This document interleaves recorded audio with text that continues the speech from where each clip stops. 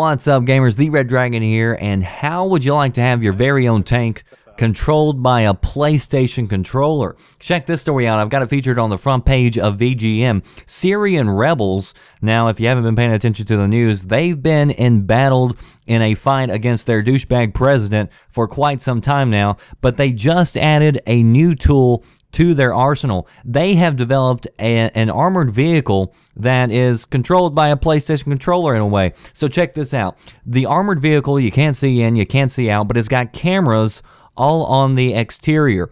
Inside sits two soldiers watching two big screen TVs. One of them is seeing what's in front, what's behind. He is the driver. The other soldier is actually watching a big screen TV, and he's controlling the machine gun. And the machine gun is actually controlled by a PlayStation controller, so he can turn around with the joysticks, you know, pull the trigger, you know what happens. So this was, I thought, a pretty interesting story, and they developed this tech, they claim. They said they've been working about a month on this, and they are hoping that this will help them in their fight against the president. But, you know, this goes well beyond what's happening right there. This, you know, technology and watching TV screens and shooting, this is nothing new, of course. That's basically what an air drone is, and that is why the military loves the drones. That's why this drone stuff is just going to continue to expand. They're going to continue to build on it, and it's because they can get intel, they can get into a fight without putting any human life, at least on their side, at risk. And so at what point, you know, does war really transform and change into basically what we have when we're sitting on our couch playing our video games?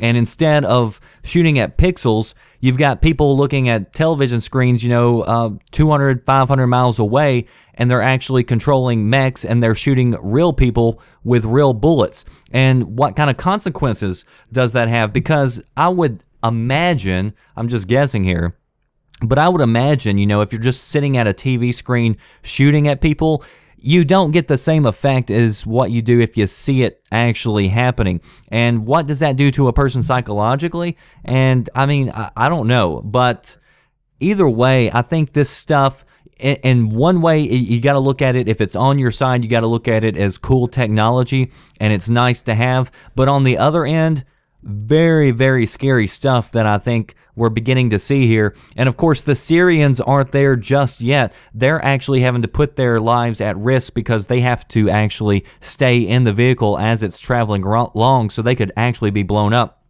But, you know, you take that technology, and, you know, how many more years do we really have until you've got drones on the ground like mechs or Transformers type stuff where you've got people, you know, sitting in the comfort of their home actually controlling that, and you've got tanks where you don't have to be inside of them in order to control them. And I just think that's the natural progression of where the military is going. And at the same time, I think it's pretty scary because, you know, kids picking up controllers today and shooting at pixels, tomorrow they may not be shooting at pixels.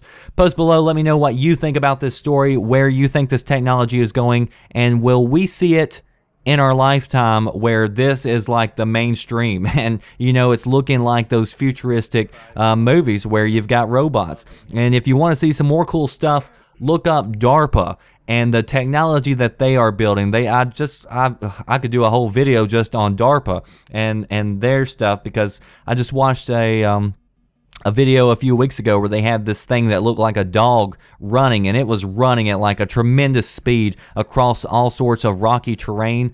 And I'm telling you, people, it's here. It's just right around the corner, and people have no idea just how close we are to this stuff. Stuff that you're seeing in the movies, it's there. It's there. Post below, let me know what you think about this story. If you want to read more, check out the links in the description box. And as always, if you want to stay informed, you got to subscribe to this channel, and you also got to check out VGN, videogamesandnews.com, to get the latest news on gaming and tech. That does it for me, The Red Dragon.